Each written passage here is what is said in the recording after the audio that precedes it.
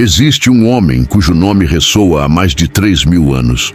Um guerreiro tão brutal que reis tremiam ao ouvi-lo se aproximar. Tão rápido que parecia voar sobre o campo de batalha. Tão letal que até os deuses precisaram conspirar para matá-lo. Mas ele tinha um segredo, um ponto fraco, um único lugar onde uma flecha poderia atravessar sua carne. E quando essa flecha finalmente o encontrou, o maior guerreiro que já existiu caiu. Esta é a história real de Aquiles. E ela começa com uma profecia que mudaria o destino da humanidade. Mas antes de que esse guerreiro invencível respirasse pela primeira vez, os deuses já sabiam que ele seria um problema. Veja bem, tudo começou com uma mulher tão linda que enlouqueceu os imortais. Seu nome era Tétis, uma nereida do mar, e sua beleza era tão extraordinária que tanto Zeus, o rei dos deuses, como Poseidon, o senhor dos oceanos, brigaram por conquistá-la. Imagina isso! 2 dos deuses mais poderosos do Olimpo, rivalizando pelo amor de uma única mulher. Mas então apareceu, prometeu com um aviso que gelou o sangue de ambos os deuses. Uma profecia antiga dizia que o filho de Tétis estaria destinado a superar seu pai em poder e glória. Superar seu pai. Zeus entendeu imediatamente. Se ele gerasse um filho com Tétis, essa criança seria mais poderosa que o próprio rei do Olimpo. Poderia derrubá-lo, assim como ele mesmo havia derrubado seu pai Cronos. E Cronos havia destronado seu pai Urano. Era um ciclo de sangue que Zeus não estava disposto a repetir. Então tomou uma decisão calculada e cruel. Se Tétis se casasse com um mortal, seu filho também seria mortal. Poderoso, sim, mas mortal. E os mortais morrem. Foi assim que Tétis, a deusa que havia rejeitado reis do Olimpo, foi obrigada a se casar com Peleu, um simples guerreiro humano, rei de um pequeno território chamado Phthia. Imagina a humilhação, imagina a raiva. E dessa união forçada, desse casamento entre o divino e o mortal, nasceu um menino. Um menino com cabelo dourado como o sol e olhos que brilhavam com fogo divino. Chamaram-no de Aquiles. E desde o momento em que Tétis o segurou em seus braços, soube 2 coisas com absoluta certeza. Seu filho estava destinado à grandeza e estava destinado a morrer jovem. Tétis não ia aceitar esse destino sem lutar. Era uma deusa, afinal, e conhecia segredos que nenhum mortal poderia imaginar. Sabia de um rio no submundo, um rio tão poderoso que suas águas podiam conceder invulnerabilidade. O Estige, o rio que separava o mundo dos vivos do reino dos mortos. As águas do Estige tinham um poder ancestral. Qualquer coisa que fosse mergulhada nelas ficaria protegida, impenetrável, invencível. Então Tétis, desesperada para salvar seu filho, desceu ao submundo. Pegou seu bebê, essa criança que tinha apenas dias de vida, e o mergulhou nas águas escuras do Estige. A água negra cobriu seu pequeno corpo. Cada centímetro de pele foi banhado por esse poder ancestral. Seu peito, seus braços, suas pernas, seu rosto, tudo. Mas havia um problema. Para segurar o bebê e evitar que a correnteza o levasse, Tétis teve que segurá-lo firmemente pelo calcanhar, o calcanhar direito. Esse pequeno ponto, do tamanho de uma moeda, nunca tocou a água, nunca recebeu a proteção. Ficou exposto, vulnerável, mortal. Tétis não percebeu naquele momento. Estava concentrada demais em salvar seu filho, aliviada demais ao ver que o ritual havia funcionado. Quando saíram do submundo, Aquiles era praticamente imortal. Sua pele era como armadura, as espadas ricocheteariam em sua carne, as lanças se quebrariam antes de atravessá-lo. As flechas cairiam inúteis a seus pés. Era perfeito, ou assim pensava Tétis, porque esse calcanhar, esse ponto minúsculo que ela havia segurado com seus dedos divinos, seria eventualmente a ruína de tudo. Seria o lugar onde a morte encontraria seu caminho. Mas isso viria depois, Por agora, o menino crescia forte, protegido pelo amor de sua mãe e o poder do rio mais temido do cosmos.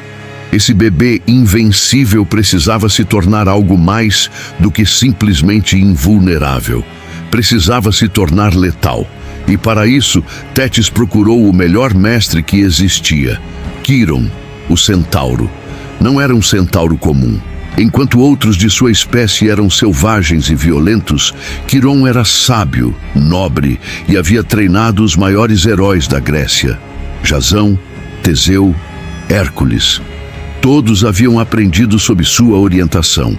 Agora era a vez de Aquiles.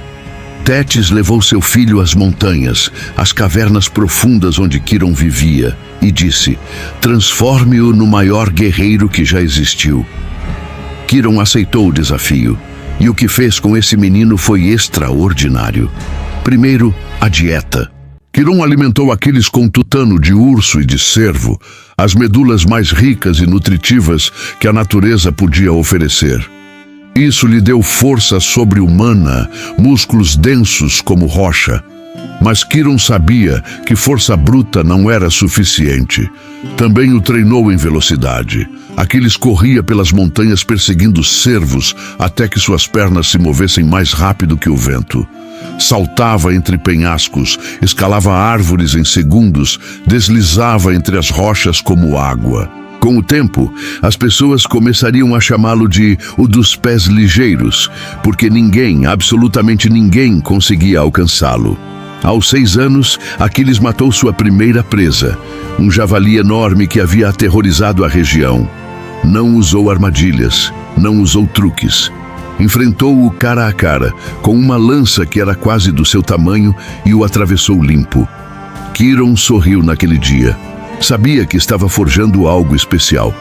Mas a educação de Aquiles não terminava com a guerra. Quiron também lhe ensinou música, poesia, medicina, ensinou-lhe a curar feridas, a tocar a lira, a recitar as histórias dos antigos heróis. Porque um verdadeiro guerreiro, segundo Quiron, não era apenas um assassino. Era um homem completo. Anos depois, outro mestre chegaria. Fênix, um nobre cego que Quiron havia curado. Fênix tornou-se uma figura paterna para Aquiles, ensinando-lhe honra, lealdade e o peso das decisões. Foi durante esses anos que também conheceu Patroclo. A chegada de Patroclo mudou tudo. Um dia, o rei Menécio de Opunte chegou à corte de Peleu com uma súplica desesperada e um segredo sombrio. Seu filho Patroclo, apenas um adolescente, havia cometido um crime terrível. Durante um jogo de dados, uma discussão trivial saiu do controle. Patroclo, cegado pela raiva, havia matado acidentalmente Clitônimo, o filho do rei Anfídamas. Não foi intencional. Foi um momento de fúria cega, um golpe que nunca deveria ter conectado. Mas o resultado foi o mesmo. Uma criança estava morta e Patroclo era um assassino. Menécio sabia que seu filho seria executado se permanecesse em Opunte. Então, recorreu a seu velho amigo Peleu. Suplico que acolha meu filho em sua corte. Deixe-o crescer sob sua proteção. Eduque-o, dê-lhe uma segunda chance. Peleu aceitou, e foi assim que Patroclo chegou a Ftia, carregando a culpa de seu crime e o peso de seu exílio. Era mais velho que Aquiles por alguns anos, mais calmo, mais reflexivo. Onde Aquiles era fogo, Patroclo era água. Onde Aquiles atacava sem pensar, Patroclo meditava antes de agir. Deveriam ter sido opostos, mas em vez disso, tornaram-se algo mais profundo que irmãos. Aquiles viu em Patroclo algo que não encontrava em mais ninguém. Alguém que não o temia, alguém que não o adorava como um semideus, alguém que o tratava simplesmente como um amigo. E Patroclo encontrou em Aquiles redenção. Porque estar ao lado do maior homem do mundo o fazia sentir que seu crime, seu passado, sua culpa podiam ser perdoados. Treinavam juntos, comiam juntos, dormiam no mesmo quarto. contavam segredos sob as estrelas, e com o tempo esse vínculo tornou-se inquebrantável, mais forte que o aço, mais profundo que o sangue. Aquiles jurou que nunca deixaria nada acontecer a Patroclo, e Patroclo jurou o mesmo. Nenhum dos dois sabia que essa promessa destruiria ambos, porque o destino estava tecendo uma tragédia, e esses dois jovens estavam no centro dela. E em breve, muito em breve, o mundo inteiro arderia ao seu redor.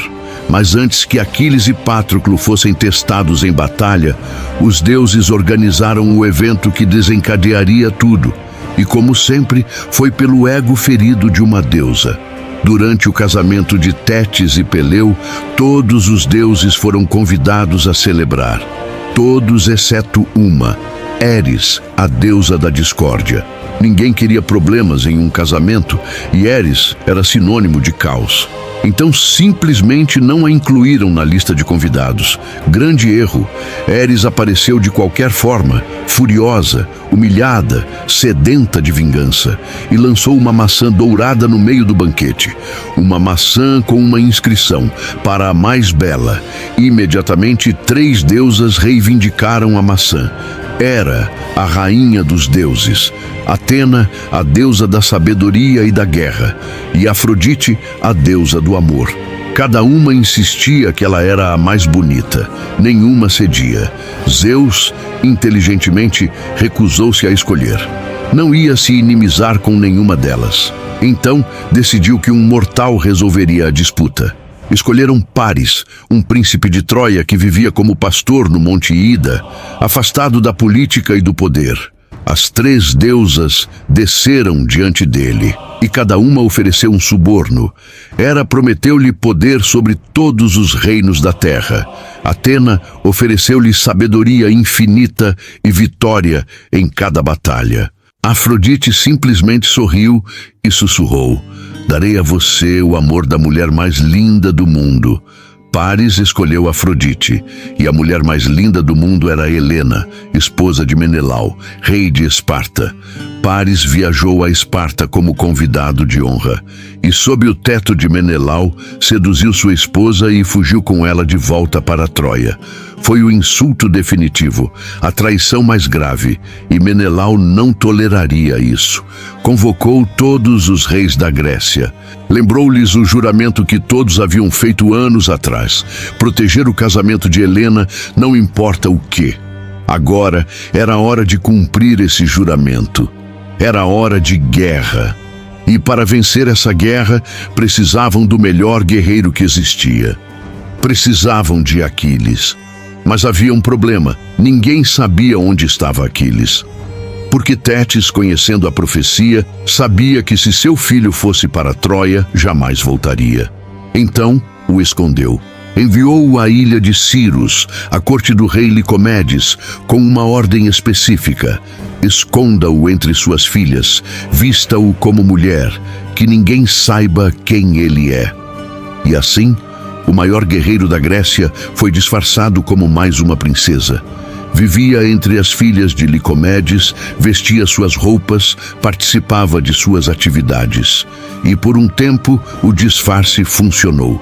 Ninguém suspeitava. Mas então Aquiles conheceu Deidâmia, uma das princesas. E o disfarce se complicou. Apaixonaram-se. E eventualmente Deidâmia ficou grávida. Tiveram um filho em segredo, Neoptólemo. Mas nem esse amor, nem esse filho podiam deter o destino, porque Odisseu, o rei de Ítaca e o homem mais astuto da Grécia, havia sido enviado para encontrar Aquiles. E Odisseu sempre encontrava o que procurava. Chegou a Cirus disfarçado de mercador, com baús cheios de joias, sedas, perfumes e espelhos. Todas coisas que uma princesa quereria. Mas no fundo de um dos baús escondeu armas, uma espada, uma lança, um escudo. Minhas senhoras, escolham o que desejarem como presente, disse Odisseu com um sorriso. As princesas se jogaram sobre as joias e as sedas, animadas, rindo, todas exceto uma. Aquiles pegou a espada, sopesou-a em sua mão. Seus olhos brilharam, sua postura mudou. De repente não era mais uma princesa delicada. Era um predador, um guerreiro. Odisseu sorriu. Encontrei você. Aquiles soube que o jogo havia terminado. Olhou para Odisseu e disse: sabia que esse dia chegaria. Tétis apareceu então, com lágrimas nos olhos, mas com resolução em seu rosto. Entregou-lhe as armas que Hefesto havia forjado para seu casamento com Peleu. Armas divinas, inquebráveis.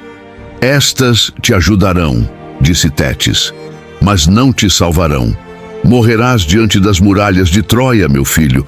Você sabe disso, não sabe? Aquiles assentiu. Eu sei, mas meu nome viverá para sempre. Tétis o abraçou pela última vez, e Aquiles partiu para a guerra, deixando para trás Deidâmia e seu filho. Nunca mais os veria. Durante 9 anos, Aquiles foi imparável. Conquistou 12 cidades pelo mar e 11 por terra. Matou tantos homens que os troianos pararam de contar. Simplesmente o chamavam de a morte, porque era isso que ele era. Quando Aquiles entrava em batalha, o resultado nunca estava em dúvida. Os troianos fugiam, os gregos celebravam, e sua lenda crescia a cada vitória. Mas no 10º ano da guerra, algo mudou. E não foi por causa dos troianos, foi por causa de outro grego. Agamenon, o rei de Micenas e líder das forças gregas, havia tomado como escrava Criseida, filha de Crises, um sacerdote de Apolo. O pai suplicou pela libertação de sua filha, ofereceu um resgate enorme. Mas Agamenon, arrogante e cruel, rejeitou-o com zombarias. Crises orou a Apolo. E Apolo, furioso, enviou uma praga sobre o acampamento grego. Os homens caíam às dezenas. A morte não vinha por espadas troianas, mas por febre e doença. O profeta Calcas finalmente revelou a verdade. Apolo está furioso. Não haverá paz, até que Criseida seja devolvida a seu pai. Agamenon aceitou, mas com uma condição vingativa. Se perco minha escrava, tomarei a de outro. Quero Briseida. Briseida era a escrava de Aquiles. Mais que isso, era alguém que ele amava. Era a viúva do rei Mines de Lirneso, uma mulher nobre que Aquiles havia capturado, mas tratado com respeito e afeto. E Agamenon, simplesmente porque podia, arrancou-a dele. Enviou seus arautos à tenda de Aquiles.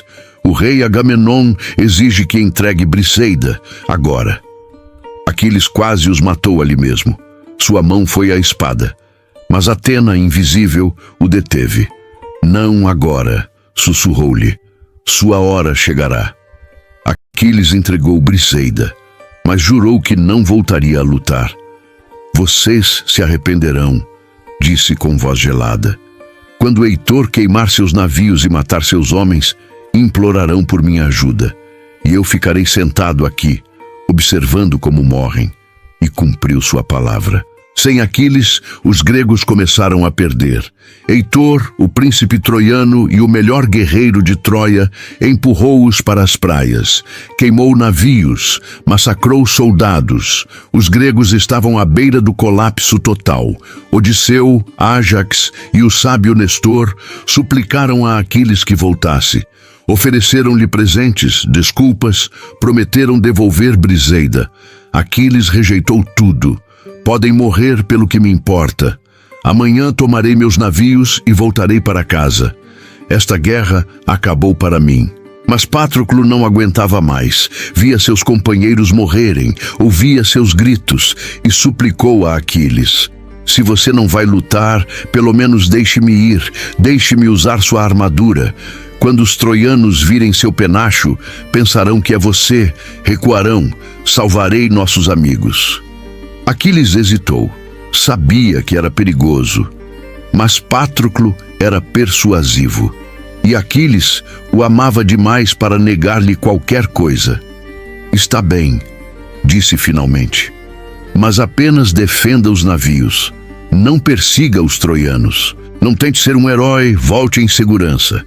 Patroclo prometeu que faria isso. Mentiu. Quando Patroclo entrou em batalha vestido com a armadura de Aquiles, os troianos enlouqueceram de medo. É Aquiles! Ele voltou! Recuaram em pânico. E Patroclo, embriagado pelo poder, pela glória, pela armadura divina que vestia, perseguiu-os. Matou Sarpédon, filho de Zeus. Chegou até as muralhas de Troia. Estava vencendo. Estava cumprindo sua promessa de salvar os gregos. Mas então apareceu Heitor. E Patroclo, apesar de sua coragem, não era Aquiles. Lutou valientemente, devolveu golpe após golpe. Mas Heitor era mais forte, mais experiente, mais letal. A lança de Heitor atravessou o flanco de Patroclo e o guerreiro caiu. Heitor arrancou-lhe a armadura divina do corpo, e enquanto Patroclo morria, com sangue brotando de seus lábios, sussurrou: Aquiles, me desculpe. Morreu no pó de Troia, a quilômetros de casa, vestindo a armadura de seu melhor amigo. Quando a notícia chegou a Aquiles, algo dentro dele se quebrou. Não gritou, não chorou, simplesmente ficou em silêncio, olhando fixamente o horizonte, como se sua alma tivesse abandonado seu corpo. E então, lentamente, um rugido saiu de sua garganta, um som tão terrível que homens a quilômetros de distância sentiram arrepios. Tétis ouviu esse grito das profundezas do mar e soube que seu filho havia cruzado um limite do qual não haveria retorno. Subiu à superfície e o encontrou destroçado, com as mãos ensanguentadas de golpear o chão. Vou matá-los a todos, disse Aquiles com voz quebrada. Vou transformar Troia em cinzas. Vou fazer Heitor implorar por misericórdia antes de morrer. Tétis sabia que não podia detê-lo. Então foi com Hefesto e suplicou que forjasse novas armas para seu filho. Hefesto, comovido pela dor da deusa, trabalhou a noite toda. E ao amanhecer, entregou a armadura mais magnífica já criada. Um escudo com cenas de todo o cosmos gravadas nele, uma couraça que brilhava como o sol, uma espada que podia cortar montanhas. Quando Aquiles vestiu essa armadura, os homens recuaram aterrorizados. Não parecia mais humano, parecia um deus da guerra encarnado. Convocou os gregos e declarou: a disputa com Agamenon acabou. Agora só me importa uma coisa: vingança. Subiu em sua carruagem, e seus cavalos, Xanto e Bálio, imortais e divinos, começaram a trotar em direção ao campo de batalha. Mas então Xanto falou: os deuses lhe haviam dado voz humana por um momento. Não será hoje, Aquiles, mas sua morte está próxima. Não poderemos salvá-lo. Cairá pela mão de um deus e de um homem, tal como caiu Patroclo. Aquiles não se abalou. Não preciso que me lembre de minha morte. Sei que logo chegará, mas antes farei Troia pagar, até que não reste pedra sobre pedra. E entrou na batalha como uma tempestade. Matou tantos homens que o rio Escamandro se encheu de cadáveres. O deus do rio, furioso porque o sangue contaminava suas águas, tentou afogá-lo. Mas Hefesto interveio com fogo divino e salvou Aquiles. Nada o detinha. Era uma força da natureza, e só procurava uma coisa: Heitor. Heitor sabia que esse dia chegaria. Sabia que matar Patroclo significava selar seu próprio destino, porque Aquiles nunca perdoaria, nunca esqueceria. Antes de sair para enfrentá-lo, Heitor se despediu de sua família, beijou seu pai Príamo, abraçou sua mãe Écuba, e segurou nos braços seu pequeno filho Astianacte pela última vez. Sua esposa Andrômaca suplicou-lhe: não saia, fique dentro das muralhas, ele te matará. Heitor a beijou com ternura. Não posso me esconder, sou o defensor de Troia. Se não enfrento Aquiles, ninguém o fará. E saiu pelos portões. Aquiles o viu de longe e sorriu. Não um sorriso de alegria, um sorriso de morte. Encontraram-se em campo aberto. 2 homens, 2 lendas. Um buscaria vingança, o outro defendia seu lar. Heitor falou primeiro: façamos um pacto. Quem ganhar, respeitará o corpo do perdedor, sem profanações, sem desonra. Aquiles riu com amargura. Pacto? Como o pacto que você fez antes de matar Patroclo. Não haverá misericórdia. Seu corpo será alimento para os cães. E atacou. O primeiro golpe de Aquiles foi tão rápido que Heitor mal teve tempo de bloquear. O segundo fez o troiano recuar. O terceiro quebrou sua lança. Heitor desembainhou sua espada. Lutou com tudo o que tinha. Bloqueou, esquivou, contra-atacou. Mas Aquiles era implacável. Cada golpe era mais forte que o anterior. Cada estocada mais precisa. Heitor procurou desesperadamente a lança quebrada no chão. Mas Atena, disfarçada como seu irmão Deífobo, a havia movido. Heitor compreendeu então que estava sozinho. Os deuses o haviam abandonado. Olhou para Aquiles e soube que iria morrer, mas morreria lutando. Com um grito final, lançou-se para a frente. Aquiles esquivou facilmente e afundou sua lança logo abaixo da clavícula de Heitor, atravessando a garganta. Heitor caiu de joelhos. O sangue brotava de sua boca. Olhou para Aquiles com olhos moribundos e sussurrou: "Suplico, devolva meu corpo, a minha família." Aquiles ajoelhou-se ao lado dele. "Você suplicou, assim como Patroclo suplicou. Você mostrou misericórdia." E cravou a espada em seu peito. Heitor morreu com os olhos abertos, olhando as muralhas da cidade que havia protegido toda a sua vida. Mas a vingança de Aquiles não terminou com a morte de Heitor. Amarrou os tornozelos do cadáver à sua carruagem e o arrastou ao redor das muralhas de Troia, enquanto a família de Heitor observava de cima, gritando de horror. Andrômaca desmaiou. Príamo caiu de joelhos. Écuba arrancou os cabelos. Durante 12 dias, Aquiles arrastou o corpo. Deixou-o exposto aos elementos, esperando que os animais carniceiros o devorassem. Mas Apolo, compadecido, protegeu o cadáver e manteve afastados os abutres. Finalmente, na noite do 12º dia, alguém entrou no acampamento grego. Um ancião, sozinho, sem guardas. Príamo, o rei de Troia, o pai de Heitor. Chegou até a tenda de Aquiles e ajoelhou-se diante do homem que havia matado seu filho. "Por favor", suplicou o velho rei, "devolva-me o corpo de meu filho. Deixe-me dar-lhe um funeral digno. Trouxe todo o ouro que possuo. Darei o que você pedir, mas devolva-o." Aquiles olhou-o com olhos frios. "Você matou quantos de meus amigos? Quantos filhos? Quantos irmãos?" Príamo chorou. "E você matou os meus. Perdi 19 filhos nesta guerra. 19, e agora venho suplicar pelo 20º, pelo melhor de todos eles." Algo mudou no rosto de Aquiles. Viu em Príamo seu próprio pai, velho, quebrado, desesperado, e lembrou das palavras de Patroclo: "A vingança não traz de volta os mortos." Respirou fundo e assentiu. "Devolverei seu filho e farei uma trégua de 12 dias para que você possa enterrá-lo em paz. Não atacarei nenhum troiano que saia para recolher lenha para sua pira funerária." Príamo chorou de alívio. E Aquiles, pela primeira vez em meses, sentiu algo além de raiva. Sentiu tristeza, porque sabia que seu próprio pai logo estaria na mesma posição que Príamo, chorando por um filho morto, suplicando por um corpo que nunca voltaria para casa. Depois do funeral de Heitor, a guerra continuou.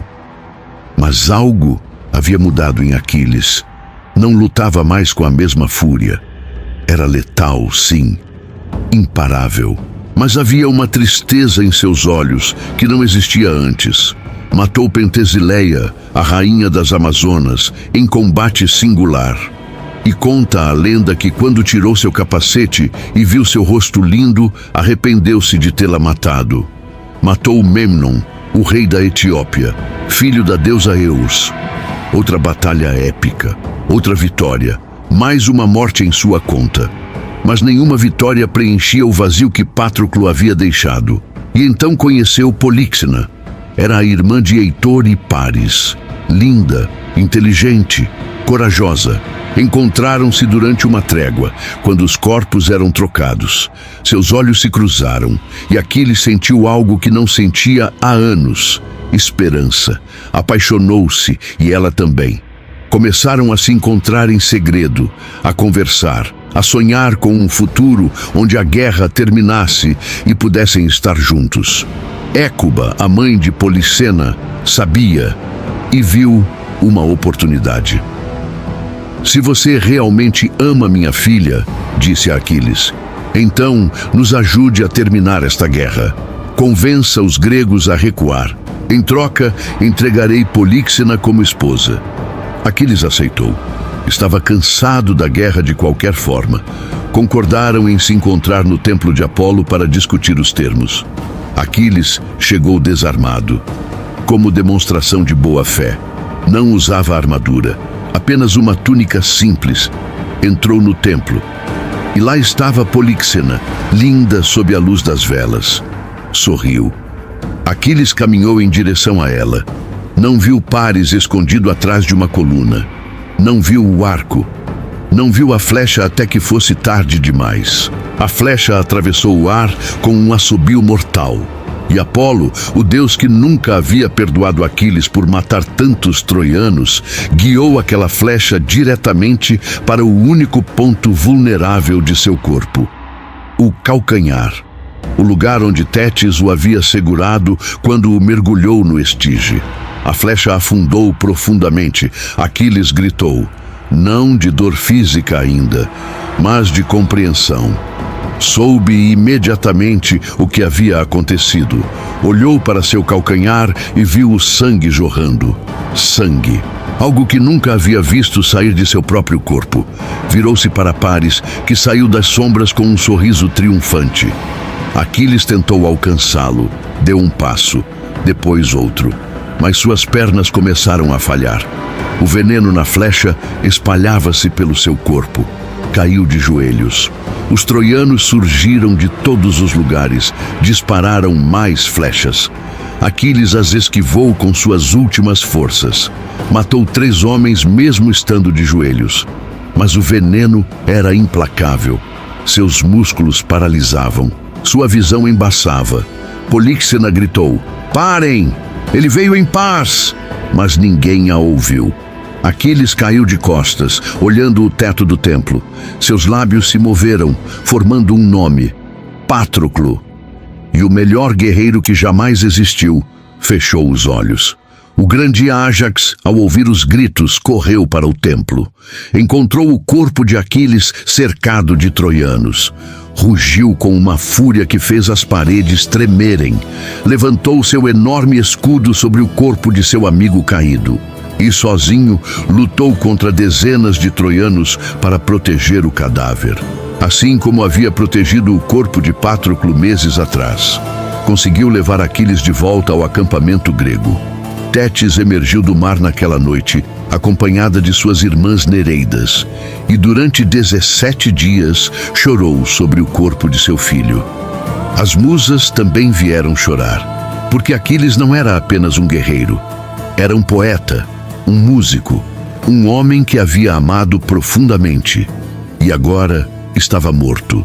Cremaram o corpo de Aquiles em uma pira enorme que podia ser vista de Troia. E segundo seu último desejo, suas cinzas foram misturadas com as de Patroclo, juntos na morte, como haviam estado juntos em vida. Construíram um túmulo ao lado do mar, uma tumba tão grande que os marinheiros podiam vê-la de seus navios. Um monumento ao maior homem que já viveu. Dizem que sua armadura divina causou tal disputa entre Odisseu e Ájax que terminou em tragédia. Dizem que seu filho Neoptólemo veio a Troia e vingou sua morte. Dizem muitas coisas, mas a verdade é simples. Aquiles escolheu a glória em vez da vida. Sabia desde o início que se fosse para Troia, jamais voltaria. Poderia ter vivido uma vida longa e pacífica. Poderia ter envelhecido ao lado de Deidâmia e seu filho, mas seu nome teria sido esquecido. Em vez disso, escolheu a imortalidade. E 3.000 anos depois, Aqui está você, ouvindo sua história. Ainda pronunciamos seu nome. Ainda contamos seus feitos. Ainda lembramos sua fúria, sua dor, seu amor. Aquiles morreu jovem, mas vive para sempre. Não é exatamente isso que ele queria. Não é essa a vitória definitiva contra a morte? Você acabou de provar que ele estava certo, porque gastou seu tempo, sua atenção, sua energia, conhecendo a vida de um homem que morreu há mais de 3 milênios. Seu nome é eterno. E agora faz parte de você também. E agora deixa eu te perguntar uma coisa. Quantas pessoas você conhece que viverão para sempre? Quantos nomes da sua época ainda serão pronunciados daqui a 1000 anos? Provavelmente nenhum, mas Aquiles conseguiu. E ele conseguiu tomando uma decisão que a maioria de nós jamais teria coragem de tomar. Escolher a grandeza em vez do conforto. Escolheu o sofrimento em vez da mediocridade. Escolheu queimar brilhantemente durante alguns poucos anos em vez de brilhar fracamente por décadas. Agora, se essa história te fez sentir alguma coisa, se Aquiles te ensinou, nem que seja uma pequena lição, sobre coragem, sobre vingança, sobre amor ou sobre destino, tem algo que você pode fazer. Deixa um like nesse vídeo, não porque eu preciso, mas porque existem milhares de pessoas que precisam ouvir essa história e você pode ajudá-las a encontrar. Um simples clique. Esse é o seu pequeno ato de imortalidade hoje. E se você realmente quer mais histórias como essa, histórias de heróis que desafiaram os deuses, de guerreiros que mudaram o mundo, de amores que transcenderam a morte, se inscreve no canal. Porque eu tenho dezenas dessas histórias esperando para serem contadas. E cada uma é mais brutal, mais épica, mais devastadora que a anterior.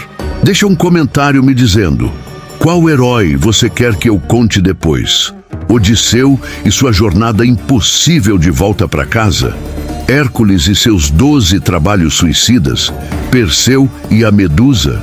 Me fala, porque isso está apenas começando.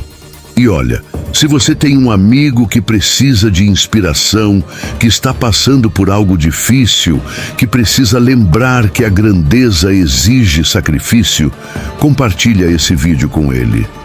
Às vezes, uma história antiga é exatamente o que alguém precisa ouvir hoje. Tem outro vídeo aparecendo na sua tela agora mesmo.